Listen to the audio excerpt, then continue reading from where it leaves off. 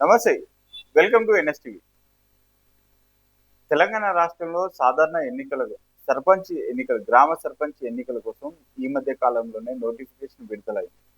మరి అట్టి నోటిఫికేషన్ నేడు మరి ఈ విషయాల మీద ఏదైతే సాధారణ ఎన్నికలు జరుగుతున్నటువంటి పరిణామాలపై మనతో పాటు మాట్లాడడానికి రాష్ట్ర విద్యార్థి నాయకుడు ఓయూ కౌశిక్ గారు మనతో పాటు ఉన్నారు. నమస్తే. నమస్తే బ్రదర్. నమస్తే. తెలంగాణ రాష్ట్రంలో గత 79 స్వతంత్ర భారతదేశంలో తెలంగాణ రాష్ట్రంలో ఏ ఊర్లో కూడా అధికారికంగా రాజకీయ నాయకులు గ్రామ పంచాయతీ సర్పంచ్ అనేవారు లేరు. అనేక సంక్షేమ పథకాలు అనేది ఆగిపోయినాయని చెప్పి గొడవలు పెడుతున్నప్పుడు ఈ మధ్య కాలంలోనే తెలంగాణ రాష్ట్రం మరి సాధారణ ఎన్నికలకు గ్రామ సర్పంచ్ ఎన్నికలకు నోటిఫికేషన్ విడుదల. అసలు మీరు ఏం కోరుకుంటున్నారు? మీరు బీసీ తరఫున ఈరోజు మనం ముఖ్యంగా చర్చించడానికి ముందుకు వచ్చాం. ఏదైతే తెలంగాణ రాష్ట్రంలో మీరు ఏదైతే చెప్పారో సర్పంచ్ ఎలక్షన్ మీద బీసీ నాయకులు ఏదైతే స్టే వేధించారని మీరు మాట్లాడారో దాన్ని నేను తప్పుపడతాను. ఈ తెలంగాణ రాష్ట్రంలో సర్పంచ్ ఎలక్షన్లు జరపకుండా మొట్టమొదట స్టే విధించింది ఎవరు? 42% రిజర్వేషన్కి రేవంత్ రెడ్డి గారి సామాజిక వర్గం సంబంధించిన వ్యక్తులు స్టే చేశారు. మేమేలా ఫస్ట్ 42% రిజర్వేషన్ ఇస్తున్నానని గవర్నమెంట్ ఒక క్వాంటిఫైడ్ డేటాతో సర్వే చేసి కోర్టుల దాకా పోయింది ఎవరు? దొంగ కేసులు వేయించింది ఎవరు? రేవంత్ రెడ్డి గారు కదా. నేను ప్రధానంగా స్పష్టంగా ఇక్కడ నుంచి రాష్ట్ర ప్రభుత్వాన్ని నేను అడుగుతాను. మీరు అడగొచ్చు ఏమని, 42% రిజర్వేషన్ రాష్ట్ర ప్రభుత్వానికి సంబంధించిందా కేంద్ర ప్రభుత్వానికి సంబంధించిందా అని. నేను క్లియర్గా స్పష్టంగా చెప్తున్నా, కామారెడ్డిలో డిక్లరేషన్ ఇచ్చేటప్పుడు కాంగ్రెస్ ప్రభుత్వం ఎక్కడా మేము అధికారంలోకి వస్తే చేస్తామని చెప్పలేదు, సెంట్రల్లో అధికారంలోకి వస్తే చేస్తామని చెప్పలేదు, స్టేట్ లో మేము పవర్ లోకి వస్తే చేస్తామని చెప్పారు. ఆనాటి పరిస్థితుల్ని ఎందుకు అంచనా వేసుకోకుండా రాష్ట్ర ముఖ్యమంత్రి గారు మాట ఇచ్చారని నేను అడుగుతున్నాను. రాష్ట్ర ముఖ్యమంత్రి గారు ఏమి అమాయకుడు కాదు, రాష్ట్ర ముఖ్యమంత్రి గారు ఏమి పరిపాలన సత్తా తెలియని వ్యక్తి కాదు. ఎమ్మెల్సీగా ఎమ్మెల్యేగా ఈరోజు రాష్ట్ర ముఖ్యమంత్రిగా ప్రతిపక్షంలో కొట్లాడిన వ్యక్తిగా మరియు అలాగే ఉప ముఖ్యమంత్రిగా స్పీకర్గా బట్టి విక్రమార్క గారు అనేక మంది వ్యక్తులు చేసినప్పుడు వాళ్ళకి ఈ రిజర్వేషన్ ఎలా అమలు చేయాలి, ఎలా పరిస్థితులు అని కొంతమంది అడిగినప్పుడు మాకు పార్టీ పరంగా మేము ఎలా విధానాలను ముందుకు తీసుకుపోవాలో అని చెప్పేసి చెప్పారు. వాస్తవా కదా. హైకోర్టులో స్టే విధించిన రోజు కూడా కాంగ్రెస్ మంత్రులు బయటకు వచ్చి 42% రిజర్వేషన్కి మేము కట్టుబడి ఉన్నాం, 42% రిజర్వేషన్ ఇస్తేనే కాంగ్రెస్ పార్టీ ఎలక్షన్కి వెళ్తుంది, అప్పటి వరకు కాంగ్రెస్ పార్టీ పోరాటం చేస్తుందని చెప్పింది ఎవరు? కాంగ్రెస్ పార్టీ కదా. వ్యక్తులుగా మేము చెప్పామా? వ్యవస్థలుగా వాళ్ళు చెప్పారు. నేను ఇంకో అంశం అడుగుతున్నా ఇక్కడ. సరే, రాష్ట్ర ప్రభుత్వం ఏదైతే కొన్ని కట్టుకథలు, ఇప్పుడు సహజంగా ఏం చెప్తారు ఊళ్ళల్లో, సహజంగా నానుడే ఉంది, ఒక కుక్కని చంపాలంటే పిచ్చి కుక్క అని ముద్రేస్తాం. ఇప్పుడు ఈ ఎలక్షన్ ని కేవలం గతంలో కూడా మీకు చెప్పా, మన టీవీలోనే చర్చ జరిగేటప్పుడు జూబ్లీ హిల్స్ ఎలక్షన్ ముందు ఏం జరిగింది అనేది నేను ఆల్రెడీ ప్రొడక్ట్ చేసి చెప్పా. రాష్ట్ర ప్రభుత్వం కోర్టులో సమయం అడిగినప్పుడే రాష్ట్ర ప్రభుత్వం జూబ్లీ హిల్స్ ఎలక్షన్ గెలుపు ఆధారంగా గ్రామ పంచాయతీ ఎలక్షన్ నడపబోతుందని చెప్పేసి నేను ముందే ప్రొడక్ట్ చేసిన. అవునా కదా. నేను ఇంకొక అంశం కూడా మీ ద్వారా అడుగుతున్నా. రాష్ట్ర ముఖ్యమంత్రి గారు లెగిస్తే నేను జెడ్పీటీసీ ఎంపీటీసీ ఎలక్షన్ లో పెడతా, బలం ఏంటో నేను నిరూపించుకుంటా, నా పార్టీకి ఎంత సత్తా ఉందని ఇంతకు ముందు అనేక సార్లు అనేక సభల్లో అనేక ప్రెస్ మీట్లో అనేక సందర్భాల్లో చెప్పారు. కానీ ఈ రోజు ఇదివరకు కూడా మన బీసీ రిజర్వేషన్ ఇచ్చినప్పుడు సర్పంచ్, పంచాయతీ మరియు తర్వాత ఎంపీటీసీ రిజర్వేషన్ ఇచ్చినప్పుడు అంటే ఒక ఆర్డినెన్స్ ఇచ్చి ఏదైతే రిజర్వేషన్ ఇచ్చి సర్వేలు ఏదైతే చేశారో చేసి ఏదైతే మనకి మొన్న ఒక ఎలక్షన్ షెడ్యూల్ రిలీజ్ చేశారో అప్పుడు panchayati election, ZPTC election, MPTC election schedule ఒకసారి ఇచ్చారు. కానీ ఇప్పుడు గ్రామ పంచాయతీ ఎలక్షన్ మాత్రం ఇచ్చారు. ఎందుకు ఇచ్చారో కూడా నేను చెప్తున్నా. అసలు ఈ బీసీ రిజర్వేషన్ కుట్ర కూడా నేను చెప్తా. నేను ప్రతిదానికి మీరు రాష్ట్రాన్ని ముందుకు తీసుకెళ్లే ప్రయత్నం చేయకుండా మీరు అసలు సాధారణ ఎలక్షన్స్ ని అడ్డుకునే ప్రయత్నం చేస్తున్నారని కొన్ని ఆరోపణలు వస్తా. నేను ఒక విషయం చెప్తున్నా, కొన్ని వర్గాల నుంచి ఆరోపణలు వస్తా ఉన్నాయి. ఇది ప్రతిపక్ష పార్టీకి బలంగా మారుతా ఉంది, ప్రభుత్వాన్ని ఫెయిల్ చేయడానికి అని చెప్పి. నేను చెప్పేది వినండి. పంచాయతీ ఎలక్షన్ పెట్టాల్సింది నేను కాదు, నా చేతిలో ఉన్న పని కాదు, రాష్ట్ర ప్రభుత్వం చేతిలో ఉంది. కానీ రాష్ట్ర ప్రభుత్వం 2 సంవత్సరాలు ఎందుకు మౌనం వహించింది? అరే మీరే అడిగారు కదా 42% 42% రిజర్వేషన్ మీద కోర్టుకు వెళ్ళింది ఎవరు? వాస్తవంగా అట్లా అనుకుంటే రాష్ట్ర ప్రభుత్వం బీసీలకు న్యాయం చేసే విధంగా సపోర్ట్ మద్దతుగానే పోయింది కదా ఆ ఎక్కడ విషయం. పోయింది మద్దతుగా? నేను ఇప్పుడు అనేక అనేక ఇప్పుడు- అనేక ఇప్పుడు అంశాలు- రాష్ట్రపతికి ఇప్పుడు దీన్ని చట్టసభ చేయాల్సింది ఎవరు? నేను చెప్పేది వినండి. దీ- నేను దీని చెప్పేది దీని దీని చట్టం తీసుకురా. ఇప్పుడు బీసీ 42% రిజర్వేషన్ తీసుకురావాల్సిన బాధ్యత ఎవరిది? నేను చెప్పేది వినండి. అధికారంలో ఎవరికి ఉన్నాయి? నేను చెప్పేది వినండి. మీరు చెప్పిన ప్రతి అంశానికి ప్రతి క్వశ్చన్ కి నేను సమాధానం చెప్తా. ఉమ్, బీసీకి కోర్టులో స్టే ఇచ్చిన రోజు కూడా ఉమ్. కాంగ్రెస్ మంత్రులు కాంగ్రెస్ నాయకులు బయటకు వచ్చి 42% రిజర్వేషన్ మేము కట్టుబడి ఉన్నామా అని చెప్పారా లేదా? ప్రెస్ మీట్ లో అవును చెప్పారు. బీసీ అంటే కట్టుబడి ఉన్నాం అంటే కాంగ్రెస్ ప్రభుత్వం బీసీలకు కూడా అండగా ఉంది అన్నట్టే కదా. అండగా ఉంది కదా. అవును. కాంగ్రెస్ పార్టీ ఇప్పుడు చేయాల్సిన పని ఏంటి? ప్రభుత్వంని ముందుకు తీసుకెళ్లే ప్రయత్నం చేయాలి కానీ అడుగడుగున అడ్డుకునే ప్రయత్నం చేయడం కరెక్ట్ కాదండి. నేను చెప్పేది వినండి. ఫస్ట్ కంప్లీట్ చేయనండి. ఉమ్. కాంగ్రెస్ ప్రభుత్వం చేయాల్సిన పని ఏంటి? డిసెంబర్ 1 తారీఖు నాడు ఉమ్. ఏదైతే పార్లమెంట్ జరుగుతుందో ఉమ్. నీకు 240 నుంచి 230 మంది ఎంపీలు ఏదైతే నీ ఇండియా కూటమిలో ఉందో ఒక అసెంబ్లీ ఏదైతే పార్లమెంట్ లో తీర్మానం పెట్టి బీసీ అంశం గురించి చర్చ జరగాలా లేదా? చెప్పాల్సింది. చర్చ జరగాలి. నేను చెప్పేది నాది. చర్చ జరిగిన తర్వాత కూడా అక్కడ ఎవరు బీసీ వాదానికి మద్దతుగా ఉన్నారు, ఎవరు బీసీ వాదానికి వ్యతిరేకంగా ఉన్నారు, ఎవరు బీసీ వాదాన్ని దొంగలో తొక్కాలని చూస్తున్నారు, ఎవరు బీసీ నాయకత్వాన్ని ఎదగకుండా అంచివేయాలని చూస్తున్నారు అనేది సమాజానికి తెలియాలా వద్దా? ఆ పాత్ర కాంగ్రెస్ పార్టీ మీద ఉందా లేదా? ఉంది. రెండో పాయింట్ నేను ఏమంటున్నంటే, ఏదైతే దీనికి సంబంధించిన అంశాలు జరిగినప్పుడు బీసీ నాయకులతో అఖిల పక్షాన్ని ఢిల్లీకి తీసుకుపోయి జంతర్ మంతర్లో ధర్నా చేయాల్సిన ఆవశ్యకత ఉందా లేదా ముఖ్యమంత్రికి?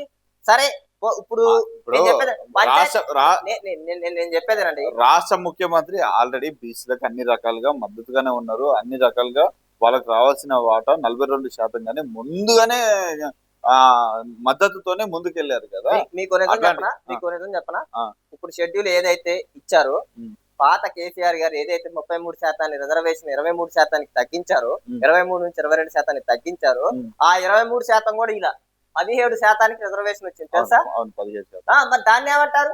మాకు నువ్వు 42% రిజర్వేషన్ నేను పార్టీ పరంగా ఇస్తా అన్నాడు. ఎక్కడిచ్చిన పార్టీ పరంగా? ఏ సీట్ అనౌన్స్ చేసింది చెప్పండి? ఏ సీట్ అనౌన్స్ చేసింది? గాంధీ భవన్ లో కూర్చొని మహేష్ కుమార్ గౌడ్ గారు ఏది పొంగులేటి శ్రీనివాసరెడ్డి గారు అర్ధరాత్రి ఏది సెక్రటేరియట్ లో ప్రెస్ మీట్ పెట్టి నేను పార్టీ పరంగా ఇస్తామని చెప్పేసి ప్రకటించిన వ్యక్తి ఈ రోజు వరకు ఎందుకు నామినేషన్లు అవుతున్నాయి? నువ్వు ప్రకటించాలా లేదా? అభ్యర్థిని ప్రకటించాలా లేదా? కాంగ్రెస్ పార్టీ పలానా ఊళ్ళో 42% రిజర్వేషన్ ప్రకారం కాంగ్రెస్ పార్టీ ఈ అభ్యర్థిని నిలబెడుతుంది అని చెప్పేసి చెప్పిన. నేను ఎలక్షన్ ముందు కూడా చెప్పిన, మీరందరూ నన్ను వేలాకోలం చేశారు, హేళన చేశారు, అవమానించారు.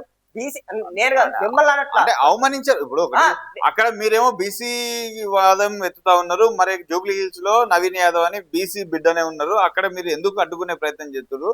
మీరు బీసీ బిడ్డ గెలవాలంటారు, కాంగ్రెస్ ఓడిపోవాలంటారు. నేను చెప్తున్నా మరి కాంగ్రెస్ అభ్యర్థి కదా బీసీ బిడ్డ అనే వాదన నేను తీసుకొచ్చినాను. శిఖండిని అడ్డం పెట్టుకుని భీష్ముని చంపినట్టు నవీన్ యాదవ్ గారిని అడ్డం పెట్టుకుని బీసీ వాదాన్ని చంపుతున్నారు రేవంత్ రెడ్డి గారు. నా మాట రాసి పెట్టుకోండి. శిఖండిని అడ్డం పెట్టుకొని భీష్ముని చంపినట్టు నవీన్ యాదవ్ గారిని అడ్డం పెట్టుకొని బీసీ వాదాన్ని చంపేసిండు. అది వాస్తవం. నేను ఆ ఎలక్షన్ లో కూడా గొంతు బొయ్యేలాగా ప్రజలకు కూడా విజ్ఞప్తి చేసిన, ఇది బీసీ వాదాన్ని చంపడానికి అల్లుతున్న కుట్ర.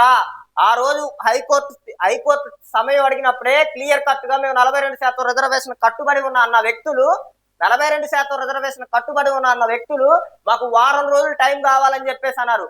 అప్పుడు గనక ఆ రోజు గనక బీసీ రిజర్వేషన్ ఇవ్వము మేము పార్టీ పరంగానే ఇస్తామంటే ఆ రోజు ఎలక్షన్ ఎట్లా నడిచేది? మీరు చెప్పండి. నేను మిమ్మల్ని అడుగుతున్నా, ఒక మీడియా ప్రతినిధిగా మీకు అనేక సార్ల నుంచి సమాచారాలు వస్తే రాష్ట్ర వ్యాప్తంగా అనేక వ్యక్తులు మీతో మాట్లాడుతుంటారు.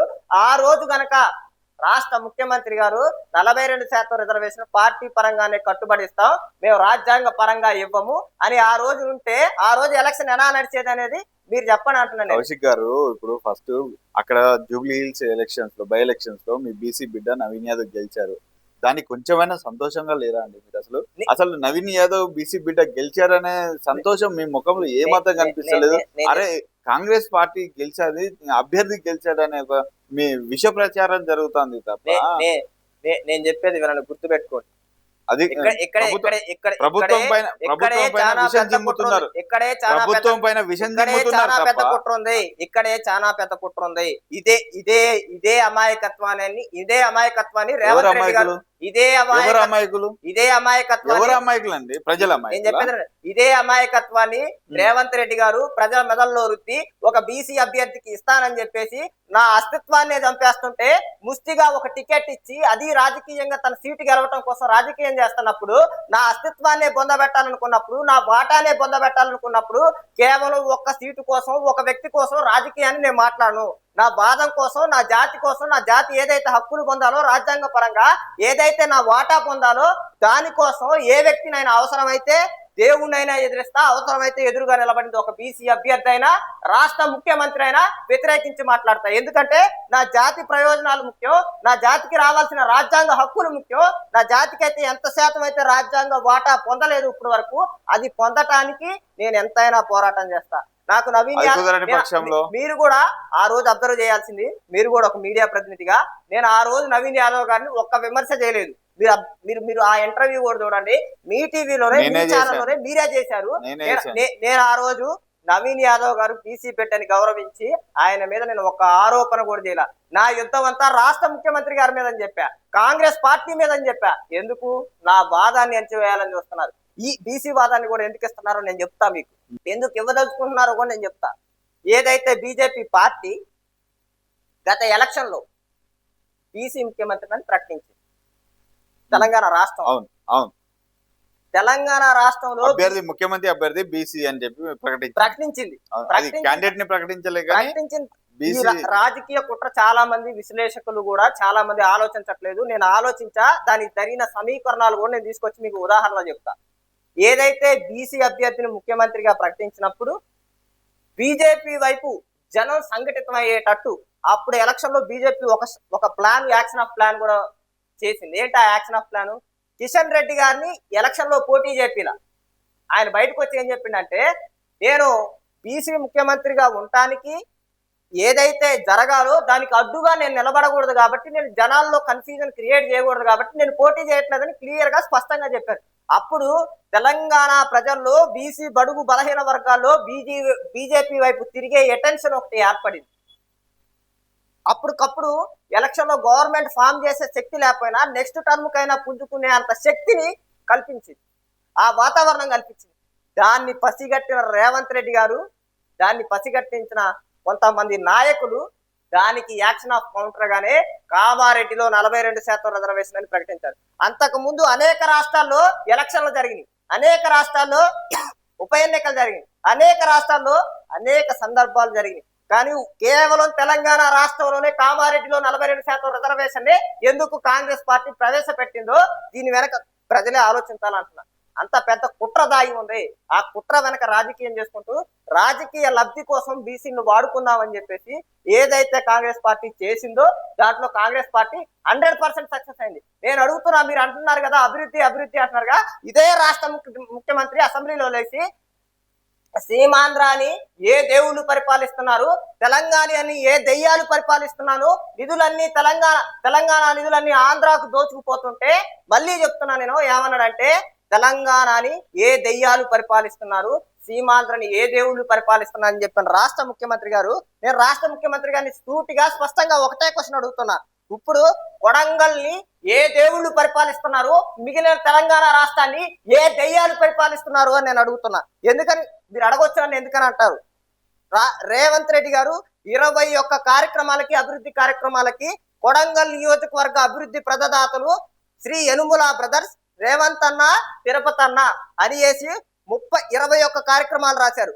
Cricket ground, play field, swimming pool, Sainik school hostels, indoor sports complex, 400 మీటర్ల రన్నింగ్, ట్రాఫిక్ పార్కు మరియు engineering college hostel, veterinary campus, open air theatre, medical college, teaching hospital, nursing hospital, physiotherapy, pharma hospital, pharma medicals, nursing college, degree college, శిక్షణా కేంద్రం, CM guest house, తర్వాత వచ్చేసి fire station, police station, electrical sub station, OHSR అనే అనేకమైన 21 కార్యక్రమాలకి తెలంగాణ రాష్ట్ర ముఖ్యమంత్రి గారు శ్రీకారం చుట్టాడు. నేను అడుగుతున్నా ఇక్కడ మిగిలిన రాష్ట్రాలని, మిగిలిన తెలంగాణ రాష్ట్రంలో ఉన్న మిగిలిన జిల్లాలని, మిగిలిన మండలాలని ఎవరు పరిపాలిస్తున్నారు అంటున్నా. ఇప్పుడు కౌశిక్ గారు, గతంలో ఏదైతే కేసీఆర్ గారు ముఖ్యమంత్రి సమయంలో వాళ్ళ సొంత ఊరికి అనేక రకాల అభివృద్ధి పనులు చేశారు.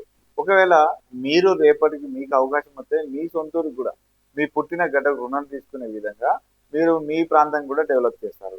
దాంట్లో తప్పు పడుతున్నారు ఎందుకు? అక్కడ చేస్తున్నారు, మాకు మీకు కావాలనుకుంటే మీరు అడగండి, కానీ అక్కడ చేస్తున్నారు మాకు చేయట్లేదు అని చెప్పి ఇది ఎందుకు ఈ ఏడుపు లాగా అనిపిస్తున్నది తప్ప, మీరు అనవసరమైనటువంటి విమర్శలు చేస్తున్నట్టు అనిపిస్తుంది తప్ప దీంట్లో రాజకీయ కోణం ఏముందండి? నేను క్లియర్ గా స్పష్టంగా మీకు నేను ఇక్కడ చెప్తున్నా, ద్వంద్వ రాజకీయాలు ద్వంద్వ వైఖరి మానేయండి. ద్వంద్వ రాజకీయాలు ద్వంద్వ వైఖరి మానేయండి. ఆయన కొడంగల్ ఎమ్మెల్యేగా ఉండి అభివృద్ధి పనులు తెచ్చుకుంటే తప్పేం కాదు. నేను దాన్ని విమర్శించను, హర్షిస్తా. కొడంగల్ ప్రజలు కూడా తెలంగాణ రాష్ట్రంలో ఉన్న వాళ్ళే అభివృద్ధి చెందాలి, నేను కాదను. అప్పుడు పార్టీ అధికారంలో లేదు కదా, ఇప్పుడు వారున్న పార్టీ అధికారంలో లేదు కదా. నేను చెప్పేదేనండి, ఆయన తెలంగాణ రాష్ట్ర ముఖ్యమంత్రి గారు, తెలంగాణ రాష్ట్ర ముఖ్యమంత్రి గారు కాబట్టి తెలంగాణ రాష్ట్రంలో ఏదైతే ఉమ్మడి 10 జిల్లాలు ఉన్నాయో, ఏదైతే 33 జిల్లాలు ఉన్నాయో, ఏదైతే న్యాయం జరగాలో, ఏదైతే అభివృద్ధి పథకాలు రావాలో అవన్నీ రావాలి. మీరు అంటున్నారు కదా, కేసీఆర్ గారు, కేటీఆర్ గారు, హరీష్ రావు గారు ఈ ముగ్గురు పరిపాలనే 3 జిల్లాలే బాగున్నాయి, 3 నియోజకవర్గాలే బాగున్నాయి అని చెప్పేసి ప్రజలు అనుకున్నారు, తీర్పిచ్చారు, కేసీఆర్ గారిని ఓడించారు. గజ్వేలు, సిరిసిల్ల, సిద్దిపేట ఈ 3 అభివృద్ధి జరిగినాయి. మెడికల్ కాలేజీలు లాక్కున్నారు, పాలిటెక్నిక్ కాలేజీలు లాక్కున్నారు. అభివృద్ధి నిధులంతా ఈ 3 జిల్లాల 3 నియోజకవర్గాలకే ప్రాతినిధ్యం వహించారని నేను చెప్తున్నా. నేను ఇక్కడ అడుగుతున్నా ఒక నిమిషం. గతంలో కేసీఆర్ గారు ముఖ్యమంత్రి ఉన్నప్పుడు చిన్న ముల్కన్నూరుకి ఇంటికి ప్రతి గ్రామంలో ప్రతి ఇంటికి కూడా సుమారు 20 లక్షల రూపాయలు బెనిఫిట్ చేశారు. 20 లక్షల రూపాయల నిధులు వాళ్ళ ఊర్లో అందించడం జరిగింది అన్నట్టుగా మనందరికీ తెలుసు.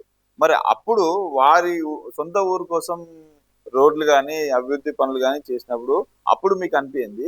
ఇప్పుడు అధికార ప్రభుత్వం కాంగ్రెస్ రేవంత్ రెడ్డి ఉన్నప్పుడే ఎందుకు అనిపిస్తా ఉంది? అంటే వారిపైన మీరు వ్యక్తిగతంగా రాజకీయ కోణాన్ని ముందుకు తీసుకొని వ్యక్తిగతంగా దాడి చేస్తున్నారా? ఏదైతే మీరు చెప్తున్నారో నేను ఇక్కడ ప్రాక్టికల్ గా మాట్లాడుతున్నా. తెలంగాణ రాష్ట్ర ముఖ్యమంత్రి గారు ఫస్ట్ ఇక్కడ ఏదైతే వ్యక్తులు ఉన్నారో, బీసీ సంఘాలు ఉన్నారో వాళ్ళ తీసుకుపోయి జంతర్ మంతర్లో ధర్నా చేయాలి. ప్రతిపక్షంలో రాహుల్ గాంధీ గారు ఏదైతే పాత్ర పోషించాలో 243 మందో 45 మంది ఎంపీలతో వాళ్ళు చేయాల్సిన పాత్ర పోషించాలి. ఇప్పుడు రాహుల్ గాంధీ గారు ఏమంటున్నారు, ఈ మోడల్ ఏదైతే రేర్ మోడల్ అంటుండో నేను దీన్ని రాంగ్ మోడల్ అంట, ఎప్పుడు చెప్పినా దీన్ని రాంగ్ మోడల్ అంట. ఈ రాంగ్ మోడల్ తీసుకుపోయి దేశమంతా అప్లై చేయాలనుకుంటున్న రాహుల్ గాంధీ గారు కనీసం దీని మీద అంశం మీద చర్చ జరిగేటప్పుడు కానీ, దీని గురించి మాట్లాడేటప్పుడు కానీ దీని మీద మాట్లాడలేదు. ఏదైతే రాహుల్ గాంధీ గారు ఉన్నారో రాహుల్ గాంధీ గారు దీని గురించి కనీసం స్పందన కూడా ఇవ్వాల. ఏదైతే అప్పుడు ధర్నాకు పోయారు రాహుల్ గాంధీ గారు, ఏదైతే మన రాష్ట్ర ముఖ్యమంత్రి గారు జంతర్ మంతర్లో ఇంత ముందు ధర్నా చేశారో అప్పుడు రాహుల్ గాంధీ గారు కూడా రాలా. ఎందుకు రాలా? ఎంపీలు వచ్చారు. ప్రతిపక్ష నేతగా నువ్వు దేశమంతా ఎవరు ఎంతున్నారో వాళ్ళకి అంత వాటా అని చెప్పే వ్యక్తిగా ముఖ్యంగా నువ్వు రిప్రజెంటేషన్ ఇవ్వాలా లేదా?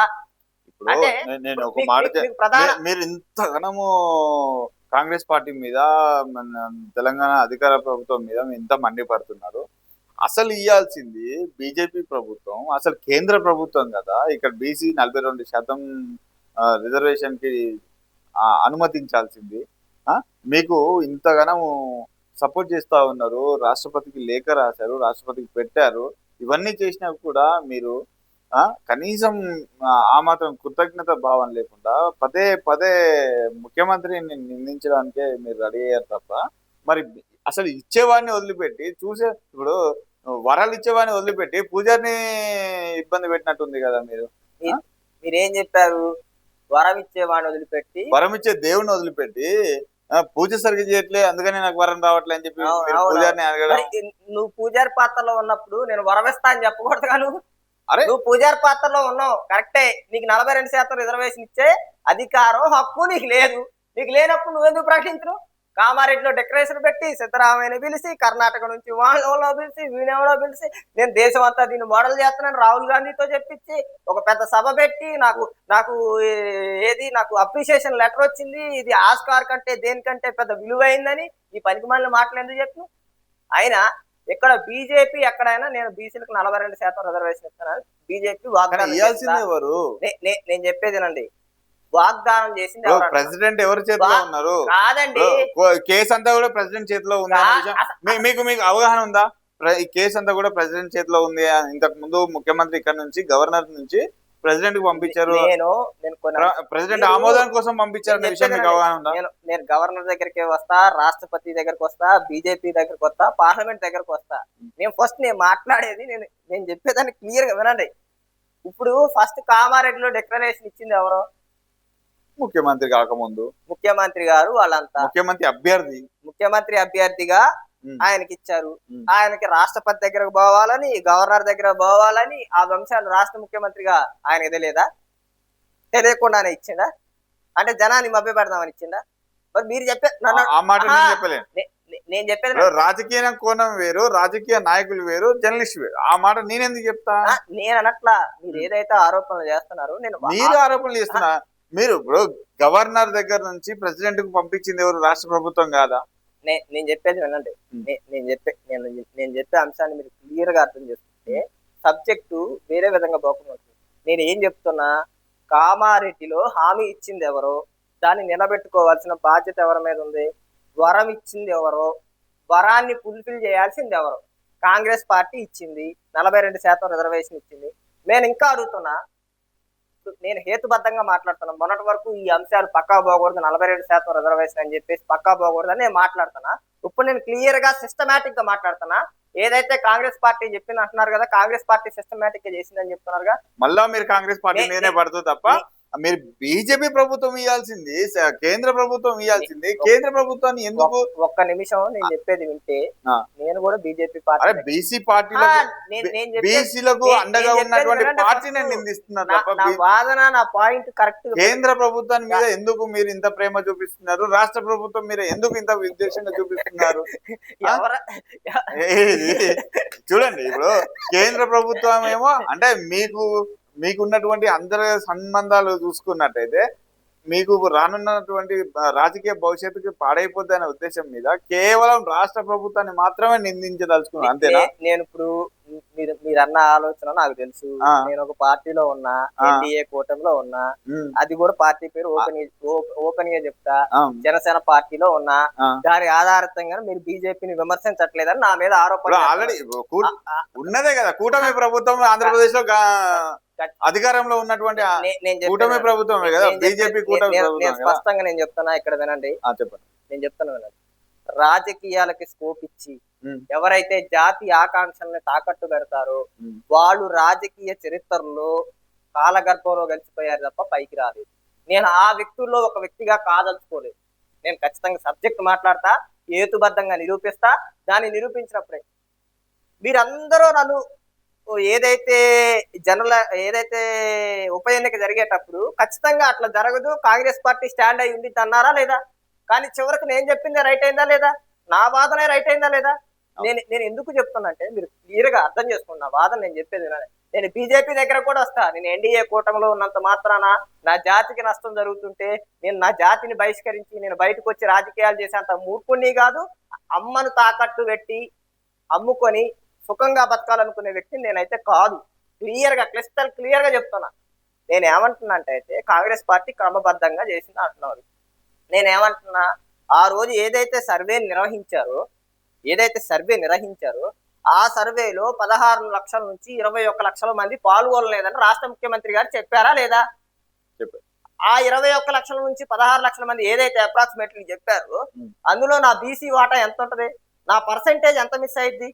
ఎక్కడ చూసుకున్నా బీసీ వాటా ఇప్పుడు నేను చెప్పేది మిస్ అయిందా లేదా? మిస్ అయిన తర్వాత ఉన్న పలంగా తక్కువ ఉన్న ఓసీ వర్గాలు పెరుగుతాయి. అసలు మీకు బీసీ జనాభా ఎంత ఉన్నది మీకు తెలుసా? బీసీ జనాభాలు ఎంత ఉన్నాయి? బీసీ ఓటర్ బ్యాంక్ ఎంత ఉన్నది మీకు అవగాహన ఉందా? కేంద్ర ప్రభుత్వ సర్వేల ప్రకారం రాష్ట్ర ప్రభుత్వాల అంచనా ప్రకారం అంచనాలు మాత్రమే. నేను చెప్తున్నా వినండి, 60% జనాభా ఉంది ఈ దేశంలో. బీసీలు ఈ రాష్ట్రంలో 60% మంది ఉన్నారు. ఏ లెక్క ప్రకారం చెప్తున్నారు? రాష్ట్ర ముఖ్యమంత్రి ఎవరి సర్వే ప్రకారం చెప్తున్నారు? నేను చెప్తున్నాను, మీరేంటిది మీరు? నేను చెప్తున్నా మీరేంటిదండి మీరు చెప్తున్నారు కరెక్టే. మీరు ఏంటిది? అయ్యో, నేను చెప్పేది వినకపోతే ఎట్లా? ఇప్పుడు రాష్ట్ర ముఖ్యమంత్రి గారు 56% అని తేల్చారా లేదా బీసీలు వాటా? క్లియర్ గా తేల్చారుగా. అందులో 16 నుంచి 21 లక్షల మంది సర్వేలో పాల్గొనలేదని రాష్ట్ర ముఖ్యమంత్రి గారే చెప్పారు. అందులో బీసీ వాటా కలిపితే మీరే ఎంత ఉంటారో చెప్పండి. ఒక 2%, 3% ఉండరా? ఓకే అండి, నేను ఫైనల్ గా ఒక ప్రశ్న అడగదలుచుకున్నాను. ఇప్పుడు ప్రభుత్వాన్ని మరియు రాష్ట్రాన్ని ముందుకు తీసుకుపోవడానికి మీరు ఎలక్షన్ ని జరగనివ్వరా? ఫైనల్ గా నేను ఒక ప్రశ్న అడగదలుచుకున్నాను. రాష్ట్రాన్ని ఎన్నికలకు ముందుకు పోనిచ్చే ప్రయత్నం చేద్దామా, లేకపోతే ఇక్కడితోనే ఈ కేసులు వాయిదాలు చేసుకుంటా ఈ గడిచేటువంటి ఇప్పటికీ ఆల్రెడీ 2.5 సంవత్సరాలు గడిచిపోయింది. ఇక పైన ఉన్నటువంటి 2 సంవత్సరాలు అందులో 6 నెలలు అటు ఇటు అని చెప్పి ప్రచారానికి ముందస్తు పోయేదితే గత పరిస్థితి ఉన్నట్లే ఇట్లా ఇప్పుడు కూడా అయిపోతాయి. ఇప్పుడు ప్రభుత్వం ఏదైతే ఎలక్షన్స్ తీసుకొచ్చిందో గడిచిన 79 స్వతంత్ర భారతదేశ చరిత్ర 79 సంవత్సరాల స్వతంత్ర భారతదేశ చరిత్రలో గ్రామ సర్పంచ్ ఏదైతే గ్రామ ప్రధాన పౌరుడు ఎవరైతే ఉన్నారో కేవలం 2025 సంవత్సరంలో మాత్రమే లేకుంటున్నారన్న విషయాన్ని మీకు తెలుసా? ప్రభుత్వాన్ని ముందుకు నడిపించే ప్రయత్నం చేస్తారా, లేకపోతే బీసీ వాదాన్ని ముందుకు తీసుకెళ్లి దీన్ని కేసులతోని వాయిదాల మీద వాయిదాలు వేసి ఉన్న కాస్త కాలాన్ని జరుపుకుంటూ పోతారా? అదొక్క ప్రశ్న సూటిగా నేను మొట్టమొదటిగా క్లిస్టల్ క్లియర్ గా ఇప్పుడు క్లిస్టల్ క్లియర్ గా కుండ బద్దలు కొట్టినట్టు స్పష్టంగా నేను ఇక్కడ చెప్తున్నా. మొదటి 42% రిజర్వేషన్ మీద కేసేసింది మా వర్గాలకు సంబంధించిన బిడ్డలు కాదు. ఆ వర్గాలకు సంబంధించిన వాళ్ళు ఎవరో మీకు తెలుసు. నా వర్గాలకు సంబంధించిన వాళ్ళు కోర్టులో కేసు కూడా ఎందుకు వేశారో నేను చెప్తున్నా. మాకు ఏదైతే 23% రిజర్వేషన్ అని ఏదైతే అఫీషియల్ గా ఉందో దాన్ని 17%కే ఇచ్చినప్పుడు ఏదైతే 6% రిజర్వేషన్ మేము ఏదైతే నష్టపోతానో ఆ రిజర్వేషన్ కోసం నా జాతి వర్గాలు కొట్లాడారు. దాంట్లో నో డౌట్. నేను ఇక్కడ ఏమంటున్నానంటే మీరు ఎలక్షన్ కి పోవాలా వద్దా అంటున్నారు. నేను ఒకటే అంశం క్లిస్టర్ క్లియర్ గా సంక్షేమ పథకాలు ఆగిపోతున్నాయి. నేను చెప్పేది వినండి. ఫస్ట్ ఒకటి ఆలోచించండి. 2.5 సంవత్సరాలు మీకు సంక్షేమ పథకాలు నడవటానికి, గ్రామాభివృద్ధి నడవటానికి అడ్డం రాలేదు. ఇప్పుడు ఏదో రాజకీయ ప్రలాపనల కోసం అభివృద్ధిని అడ్డుకుంటున్నారు. 2.5 సంవత్సరాలు కాదు, అధికారికంగా స్థానిక బాడీలో నేను చెప్పేది వినండి. 2025 జనవరిలో కంప్లీట్ అయింది వాళ్ళ 5 సంవత్సరాల పదవి కాలం. నేను ఒక అంశం క్లియర్ గా స్పష్టంగా చెప్పి నేను దీన్ని ముగిస్తా, ఈ అంశాన్ని ముగిస్తా. తర్వాత ఇంకా చాలా అంశాలు ఉన్నాయి మనం మాట్లాడుతుంది. నేను క్లియర్ గా ఏం చెప్తానంటే రాష్ట్ర ప్రభుత్వం ఏదైతే ఉందో December 1 నుంచి ఏదైతే పార్లమెంట్ జరుగుతుందో పార్లమెంట్ కి ఇక్కడ నుంచి బీసీ సంఘాలని ఏదైతే ప్రతినిధులు అఖిల పక్షాన్ని తీసుకుపోయి ఎక్కడైతే పార్లమెంట్ జరుగుతున్న దగ్గర స్తంభింపజేసి పార్లమెంట్ లో ఒక చర్చను లేవనెత్తినప్పుడు అవతల పక్క బీజేపీ అధికార పార్టీగా ఏమి రిప్లై ఇస్తారు, ఏం జరిగింది, తర్వాత కోర్టు తీర్పు కూడా కొద్దిగా ఒక దగ్గరలోనే ఉంది. దాని తీర్పు ఆధారితంగా మేము ఏమంటున్నాం రాష్ట్ర ప్రభుత్వాన్ని 1 నెల రోజులు వాయిదా వేయండి. దీనికి అడ్డం ఎవరు, నిలువెవరు, పొడుగు ఎవరో, దీని శత్రువు ఎవరో తేలే ప్రధాన చర్చకు వచ్చినప్పుడు మీరు రాజకీయం చేయొద్దు అంటున్నా. ఇప్పుడు మార్చి 30వ తారీఖు, మార్చి 21వ తారీఖు 3,000 కోట్లు ఏదైతే రావాల్సింది ఉందో దానికోసమని ఎలక్షన్ పోతున్నా అంటున్నారు. జనవరిలో పెట్టుకోవచ్చా లేదా? మేమేమంటున్నాం, బీసీ సంఘాలుగా, బీసీ నాయకత్వంగా, బీసీ అస్తిత్వం ఉన్న వ్యక్తులుగా 1 నెల రోజులు వాయిదా వేయండి రాష్ట్ర ముఖ్యమంత్రి గారు అంటున్నాం. దీంట్లో ఏమైనా తప్పుందా? ఇప్పుడు నీళ్ళేయో పాలేయో తెలిసిపోయే పరిస్థితి వచ్చింది. ఇన్ని రోజులు ఎలక్షన్స్, లోకల్ బాడీ ఎలక్షన్స్ జరగలేదు, ఇప్పుడు జరుగుతున్నాయి. జరిగేవారిని అడ్డుకట్ట వేస్తున్నారు. మీరుగా ఏదైతే మీ రాష్ట్రంలో మన రాష్ట్ర ప్రజలు మనంగా కేసుల చుట్టూ తిరుగుతా ఉంటే ఈ కాలం గడిచిపోతుంది, మరి ఇదే అని నేను అంటున్నాను. కాదు, ఇదే విషయం జూబ్లీహిల్స్ ఎలక్షన్ ముందే చెప్పి పంచాయతీ ఎలక్షన్ నడిపోయినని చెప్పొచ్చు. ఎందుకు జూబ్లీహిల్స్ ఎలక్షన్ గెలిచినమ్మట్లోనే ఎందుకు ఆ ఆరాటం, ఎందుకు ఆ పోరాటం వచ్చింది? ఎలక్షన్ కోడ్ వచ్చింది కదా. ఎందుకు వచ్చింది? ఎలక్షన్ కోడ్ వచ్చినప్పుడు గ్రామ పంచాయతీ ఎలక్షన్ పెట్టుకోవచ్చు, దానికి ఏం అడ్డంకి లేదు కదా. ఎలక్షన్ కోడ్ వచ్చింది కదా. బై ఎలక్షన్ కోడ్ వచ్చినా గ్రామ పంచాయతీ ఎలక్షన్ లో ఒకేసారి జరపడం కుదరకపోవచ్చు అనుకుని ముందుగా ఇక్కడ రాజకీయ కుట్ర. ఒకటి కౌశిక్ గారు, రాజకీయ మీరు క్లియర్ చెప్పదలుచుకున్నాను ఏంటంటే, మీరు కేవలం రాష్ట్ర ప్రభుత్వం పైన, ముఖ్యమంత్రి పైననే మీరు విషం చిమ్ముతున్నారు కాబట్టి, కానీ అదైతే ముఖ్యంగా మనకు అర్థమైతుంది. సరే, దీని విషయాన్ని మనం మాట్లాడుకుంటూ పోతే చాలా కాలం గడుస్తుంది. ఒక్క ఫైనల్ గా మీరు రాష్ట్ర ప్రభుత్వంలో ఎన్నికల గురించి, ఈ సాధారణ ఎన్నికల, సర్పంచ్ ఎన్నికల గురించి ఫైనల్ గా మాట్లాడి మనం క్లోజ్ చేద్దాం. మీరు నా మీద ఒక ఆరోపణ చేశారు, బీజేపీ మీద విషయం చెమ్మట్లేదని. బీజేపీ కాదండి, కాంగ్రెస్ అధికార రాష్ట్ర బీజేపీ ఎట్లా మీకు చాలా ఇదిగానే ఉన్నారు కదా. బీజేపీకి చాలా ఫేవర్ గానే మాట్లాడుతున్నారు. అసలు బీజేపీ అనేసరికి చాలా స్వీట్ గా మాట్లాడుతున్నాం, కాంగ్రెస్ అనేసరికి చాలా హాట్ గా మాట్లాడుతున్నారు కదా. నేను చెప్పేదేనండి ఫస్ట్, ఇక్కడ పార్లమెంటు పోయి స్తంభించాల్సింది, కొట్లాడాల్సింది ఎవరి మీద అని చెప్తున్నా? బీజేపీ మీద అని చెప్తున్నా కదా. బీజేపీ తన పాత్ర ఏంటి? ఇప్పుడు ఇక్కడ రాష్ట్ర ప్రభుత్వం ఏదైతే బిల్లును పెట్టిందో బీజేపీ ఆమోదించింది, దాన్ని తప్పు పట్టట్లా. బీఆర్ఎస్ ఆమోదించింది. పార్లమెంట్ లో నువ్వు పోయి క్వశ్చన్ చేసేది ఎవరిని? బీజేపీనే కదా.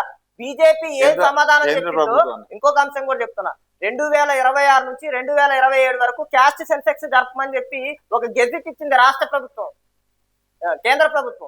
కేంద్ర ప్రభుత్వం దాని ఆధారంగా డేటా తీసి మేము సర్వేకి సిద్ధంగా ఉన్నామని చెప్తుంది. ఎవరో? కేంద్ర ప్రభుత్వం.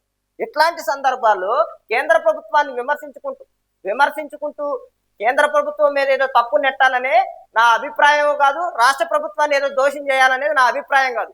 నేను కేవలం వీళ్ళ క్రిస్టల్ క్లియర్ గా ఏం చెప్తున్నంటే, వీళ్ళ విధులివి నువ్వు తీసుకుపోయి రాష్ట్ర ప్రభుత్వం అనేటోడివి నువ్వు తీసుకుపోయి కేంద్ర ప్రభుత్వం, నీ పార్టీ ఏదైతే ఉందో ఒత్తిడి పెంచి కేంద్ర ప్రభుత్వంతో కొట్లాడితే, కేంద్ర ప్రభుత్వాన్ని దోషిగా నిలబెడితే, సమాజం ముందు, వ్యక్తుల ముందు నిలబడితే ఎవరు బీసీలకు ద్రోహులు, ఎవరు బీసీలు నిజంగా పాటుపడే వ్యక్తులు అని తెలిసిద్ది సమాజానికి అని నేను అంటున్నా. ఇప్పుడు మీరు బీజేపీ కూటమి పార్టీలో వండుకుంటూ బీజేపీని దోషి చేయాలనడం, అది వినడానికి నేను ఒకటే విషయం చెప్తున్నా. నేను ఇందాక కూడా క్లిస్టర్ క్లియర్ కౌశిక్ గారు, మనం చేసుకునేటువంటి డిస్కషన్ ఏదైతుందో తదుపరిగా మళ్ళీ చేద్దాం. ఒకటే అంశం చెప్తున్నా, నా జాతి తాలూకు హక్కుల్ని, నా జాతి తాలూకు రాజకీయంగా ఏదైతే పొందాలో, రాజ్యాంగంగా పొందాల్సిన హక్కులు ఉన్నాయో దాన్ని తాకట్టు పెట్టి నేను పదవుల కోసమో, రాజకీయ అవసరాల కోసమో రాజకీయం చేయదలుచుకోలేను. మరి కౌశిక్ గారు, మాకు ఒక సమాచారం అందింది. ఏదైతే మీరు రాష్ట్ర ప్రభుత్వానికి వ్యతిరేకంగా మీరు నల్ల బ్యాడ్జీలు, నల్ల కండువలు, నల్ల దుస్తులు వేసుకొని జరుగుతున్నటువంటి ఎలక్షన్ ని బైకట్ చేసే ప్రయత్నం చేస్తున్నారని చెప్పి, దీన్ని ప్రజలకి తీసుకెళ్లే ప్రయత్నం చేస్తున్నారని చెప్పి ఒక వాదన వినిపిస్తాము. మరి దానిపైన మీ వివరణ కోరడం జరుగుతూ ఉందండి. ఖచ్చితంగా మీకు వచ్చిన సమాచారం 100కి 100% నిజం. ఎందుకంటే రాజకీయంగా ఏదైతే మాకు రావాల్సిన హక్కుల్ని తొంగలో దొక్కాల్సి వచ్చినప్పుడు, ఏదైతే ప్రజాస్వామ్యంలో పనిచేస్తున్న వ్యక్తిగా, రాష్ట్ర రాజకీయాల్లో ఒక మార్పు చూపిస్తున్న వ్యక్తిగా నా బాధ్యత ఉందని నిర్ణయం తీసుకొని, ఏదైతే ఎలక్షన్ జరిగే సందర్భంలో ఏదైతే 42% కాంగ్రెస్ పార్టీ రిజర్వేషన్ ఇవ్వకుండా వెళితే మాత్రం, నేను ఖచ్చితంగా రాజ్యాంగ పరంగా ఇవ్వకుండా వెళ్తే, ఖచ్చితంగా ప్రజాస్వామ్యహితంగా, ఏదైతే ప్రజాస్వామ్యహితంలో మేము ఏదైతే నిలబడకూడదని మా జాతిని వీళ్ళు కుట్ర చేస్తున్నారో ఆ వ్యవస్థని వెలివేస్తూ రాజకీయంగా ఈ సర్పంచ్ ఎలక్షన్ లో నేను ఓటు వేయదలుచుకోలేదు. ఏదైతే 42% రిజర్వేషన్ వచ్చినప్పుడే, ఏది కాంగ్రెస్ పార్టీ ఉన్నంత వరకు, ఏదైతే ఎలక్షన్ లో రాష్ట్ర ప్రభుత్వం ఉంటుందో అప్పటి వరకు నేను ఓటు వెయ్యను, ఓటులో పాల్గొను, ప్రజాస్వామ్య వ్యవస్థలో పాల్గొను. ఇది నా నిరసనగా, నా నిరసనగా ఆ రోజు ఎలక్షన్ జరిగే రోజు నల్ల కండవ కప్పుకొని మా ఇంటి మీద నల్ల జెండాని ఎగరవేస్తా. అట్లయితే ఇప్పుడు ఓటులో పాల్గొనను, ఎలక్షన్ లో పాల్గొనను అని మీరు అంటున్నారు కదా, అట్లా మీరు ఎట్లా భారతీయుడు అండి? ఓటు వేయాలా వద్దా అనేది వాళ్ళ వ్యక్తిగత అంశం. నాయకుడిగా నేను వాళ్ళ మీద మూర్ఖంగా రుద్దకూడదు. నా ప్రతిపాదన పెట్టా, అది ప్రజలు స్వీకరిస్తారా, స్వీకరించరా, లేకపోతే ఏం జరిగిద్దా అనేది ప్రజల నిర్ణయానికి వదిలేసా. ఖచ్చితంగా 100కి 100% మీరు ఎలక్షన్ జరిగిన రోజు అవసరమైతే జెండాని ఎగరవేసి NSTVకి ప్రత్యేకంగా ఖచ్చితంగా వీడియో పంపిస్తా. నాది 300 కిలోమీటర్ల దూరం కాబట్టి సోషల్ మీడియాలో కూడా నేను పంపిస్తా, పెట్టుకోవాలి కాబట్టి ఖచ్చితంగా నల్ల జెండా వేసుకొని ఖచ్చితంగా ఇంటి పైన జెండా ఎగరేసి నేను ఓట్లలో పాల్గొనలేదనేది నా వివరణ ఇస్తా. ఖచ్చితంగా మీరు దాన్ని ఖచ్చితంగా చూస్తారు, అది ఎలక్షన్ ఎప్పుడు జరిగినా. సరే, మీరు ఏ ఇన్ఫర్మేషన్ ఇచ్చినా కూడా టెలికాస్ట్ చేయడానికి నేను సిద్ధంగానే ఉంటుంది. ఖచ్చితంగా. ధన్యవాదాలు. Thank you.